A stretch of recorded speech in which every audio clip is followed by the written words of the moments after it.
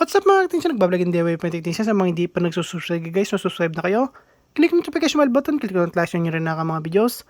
So yun guys, ilalabas ko na tong USAB 328720 PoE V1 or yung version 1 siya guys, na PoE naman siya guys, okay? So, ngayon kung nakita nyo guys, dalawa yung board niya kasi beta board siya, okay? So, ibig sabihin, tester board siya guys, okay? So, eto guys ay kasing laki ng Raspberry Pi 5. So yung makukuha nyo kung bibili kayo guys. So eto guys ay limited edition muna. Or hindi limited edition. Sabi natin limited lang yung ano natin nito paggawa. Okay? So kasi pag sinabi ko limited edition, hanggang doon na lang yun eh. So kaya ngayon babawin ko yun. Gawin kong limited lang yung paggawa niya. Okay? So, pero gagawa pa tayo ng gagawa niyan. Hanggang sa ano tayo guys, ng madaming board. Okay? Basta papagawa tayo massive production yan. So, for now, syempre, tinetest pa natin. Ngayon, guys, ito ay fully function na siya. So, lahat ng nakikita nyo dyan is mapapagana lang nito. Okay? So, yung makukuha nyo nito, dahil ito ay dalawa yung board, pagiging isang board na lang, ganito kalaki guys. Kasing laki siya ng Orange Pi 5. So, kata nyo guys, gano'n siya kalaki. Instead na ganito dalawa, or ganito kalaki, o dalawa yung makukuha nyo. So, ganito na lang siya guys, kalaki. Okay? So, ngayon, pakita ko sa inyo.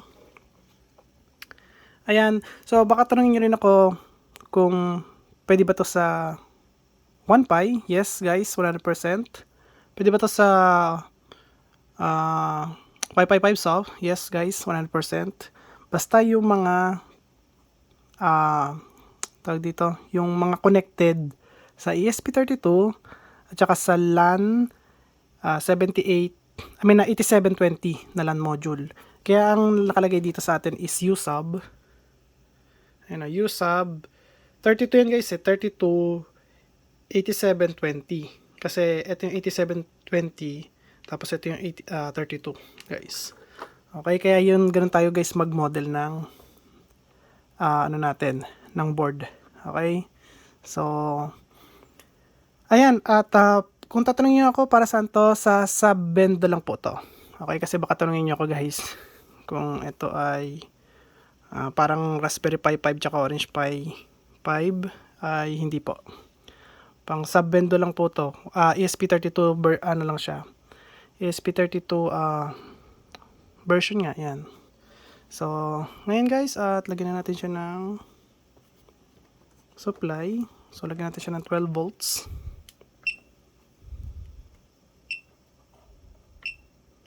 So, ayan siya guys, kung nakita nyo, 12 volts.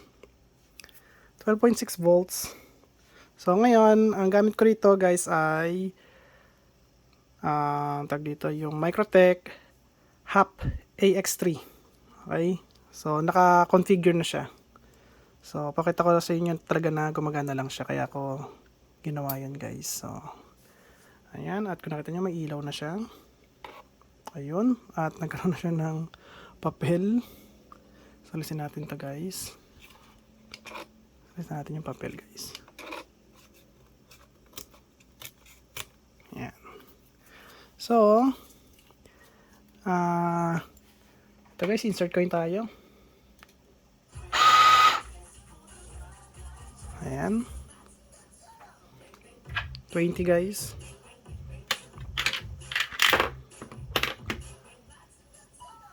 Alright, 20. Tignan niya guys ha.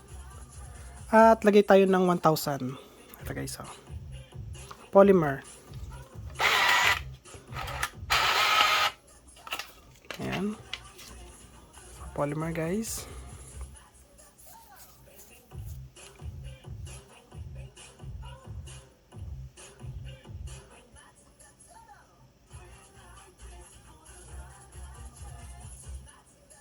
Boom! Saktong sakto guys. So done paying na tayo or done. Alright. Okay na guys oh. Okay. So, Kasi guys, alam ko tatanungin niyo rin ako kung ito lang ba yung tawag dito, yung thermal printer na pwede rito. Meron pa tayo guys dito isang thermal printer. Ito. Ayan. So, pwede ito guys. Ayan. Okay, basta naka-TTL siya guys ha. So, TTL ang connection niya. Hindi pa pwede yung RS23 232.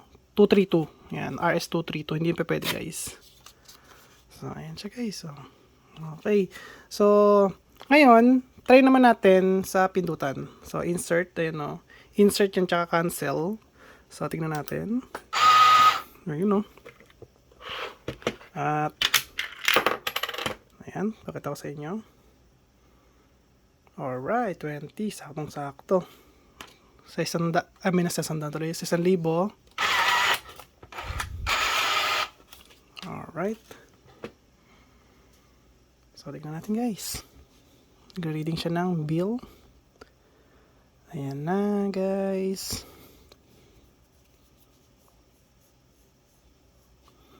So, ayan yung nakasulat na pangalan sa kanya guys. So, ayun o. Ang galing o. 1,200, 1,20 guys. So, nakita nyo guys, ito yung version na natin. USAB 328720 PoE V1. Okay? Kasi meron tayong walang PoE na version. So, ganito rin yung itsura nun. So, ayan guys. At, cancel na natin. Alright. Sakong-sakto guys. Okay, so tignan natin kung magkapare sila ng code.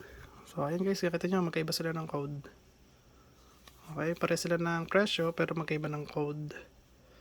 Ayan. So, kung tatanungin nyo ko, sir, bakit may 8? Tapos dito walang 8. So, eto guys kasi, pilang ka ito yung sa, code para sa cut. Kasi nagka-cut siyang ganun. So, piling ko para yan doon.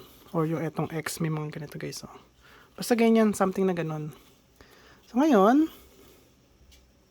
alisin natin to guys. Ayan, wala nang supply.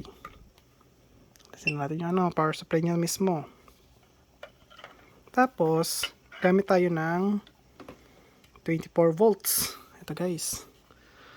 Ayan na, para may idea kayo, 24 volts yan ha. So, ngayon, lagay ko siya rito kasi PoE siya.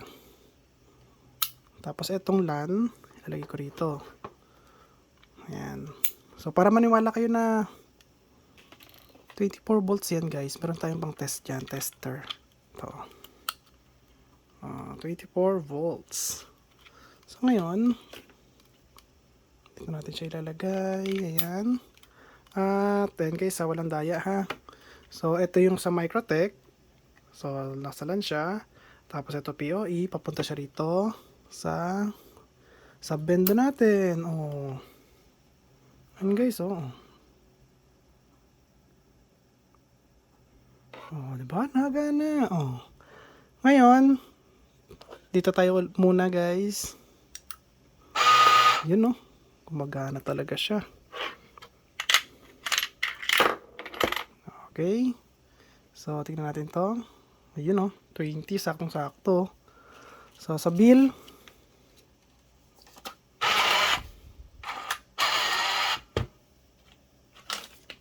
ngayon guys, tignan natin. Para may idea kayo na di ko ako guys nagdadaya. Di tayo guys nagdadaya ng ginagawa natin, okay? So, matagal siya guys kasi yung 1,000 yan is 100 pulse. Ayan guys, oh. So, ngayon cancel natin.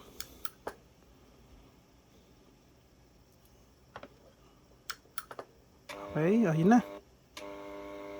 Ayun, oh. Okay. Okay na okay guys. So, lagyan natin siya rito. Ngayon, try tayo dito sa may na natin, 1 pi.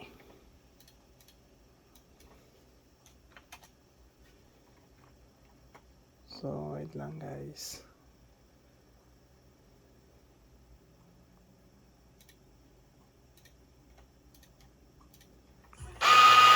Okay.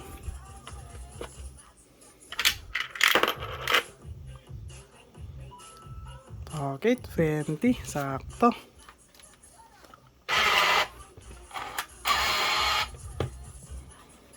So, ayan guys ha.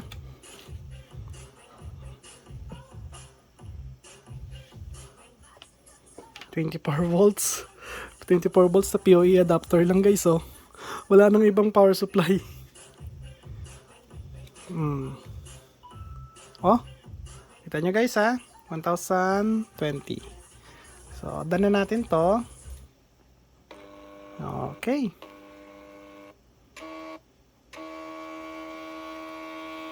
Yun. Okay guys. So, ngayon, tanggalin natin to. So, nakita nyo, namatay. Kasi nandito guys talaga yung power supply niya. Okay. So, eto. Napalitan natin ng 48 volts. Ayan guys. So, 48 volts. Ayan o. So, lagyan natin siya rito sa LAN. Ayan. So, pakita ko sa inyo na 48 volts siya guys. Ayan. So, baka sabihin nyo dinadaya ko kayo guys. O, ayan, walang daya ha. 48 volts. So, ngayon, lagyan natin siya rito. Gana siya oh. Ito nyo guys. Yeah, ilalabas natin yan guys. Huwag kayong mag-alala. Yung nga lang paunahan kayo guys. Kasi nga, ililimit lang yung board ng paggawa niyan guys. So, nasa na yung ano natin. So, dito muna tayo guys. Insert coin. Yung, tunog pa lang. Grabe. Yun oh, 20 oh.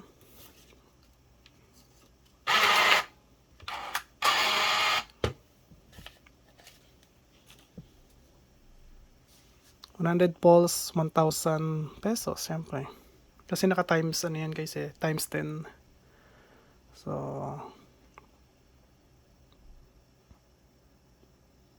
tingnan natin. Boom! Boom! Saktong sakto.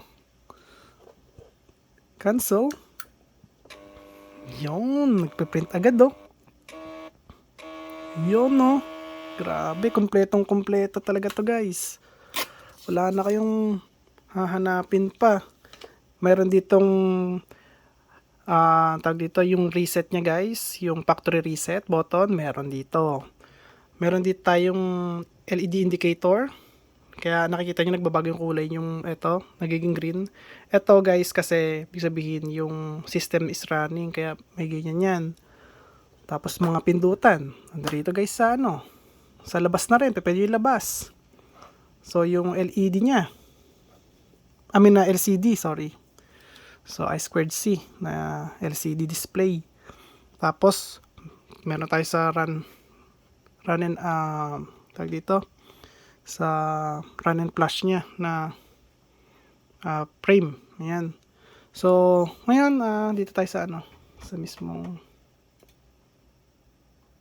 desktop. Kasi desktop gamit ko dyan guys eh. So, ayan, and yung